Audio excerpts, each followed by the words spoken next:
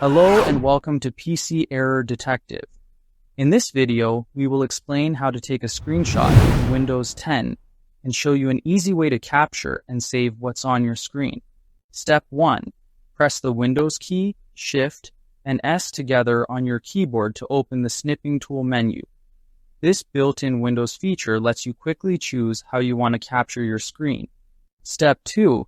Select rectangular mode from the menu and drag your mouse to choose the specific area you want to capture. This is useful when you only need part of the screen instead of the whole display. Step 3. Release the mouse button once the area is selected, and the screenshot will be copied to your clipboard. This allows you to paste the image directly into other apps without saving it first. Step 4. Open an application like Paint, Microsoft Word, or your email app. These programs allow you to view, edit, and save the screenshot easily. Step 5. Press Ctrl and V together to paste the screenshot into the open app, then make any edits you need and save the file.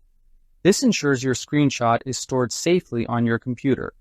Thank you for watching, and don't forget to subscribe to PC Error Detective for more helpful Windows tips and tutorials.